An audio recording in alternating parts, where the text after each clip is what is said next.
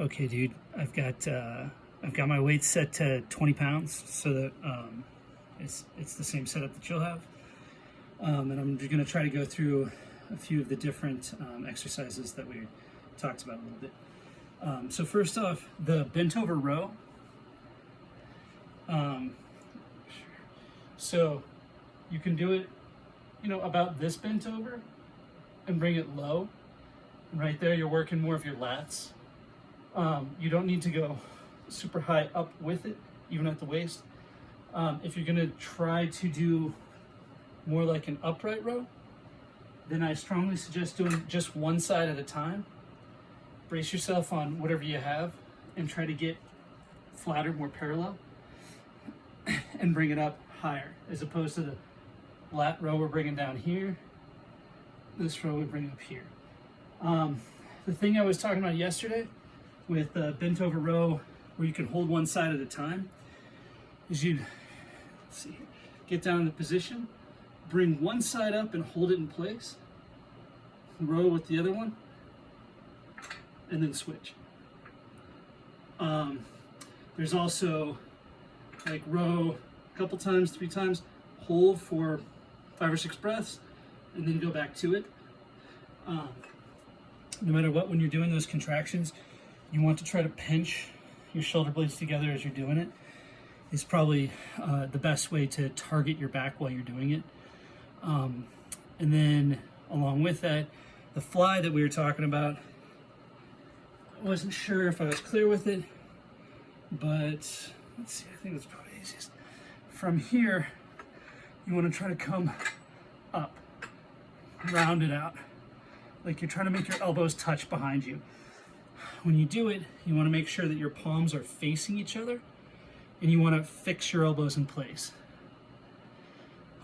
If you turn your palms out, you're going to hit your rear delt, which is fine to do, but that's less of a rotation, more of, I guess it's still a rotation, but it's a good way to hit your rear delt. If you keep your palms together, you're isolating the back more. Then,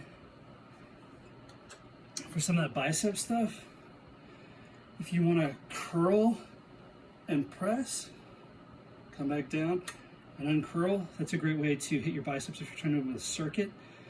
If you're just trying to hit your biceps straight out, you can do curl, you can do hammer curls, or like you're holding a hammer, so it's just your palms are facing towards each other in the middle here. You can do reverse grip here. There's also kind of the classic, if you sit down and have the weight between your legs and you're bent over with your knee bracing it. So there's 2 different heads in your bicep, and the seated version is the one that actually hits more of the trophy muscle, like the actual bicep, instead of the bicep brachii, I think, which just kind of runs down your forearm more. So it's good to hit both, but again, bicep exercises are mostly going to have to be isolation exercises. They're pretty small. I mean, if you're doing like chin-ups, you hit them. If you're doing bent over rows, palms out, that's a good way to engage your bicep more. But still, if you're trying to hit bicep, it's really hard to hit it without an isolation exercise.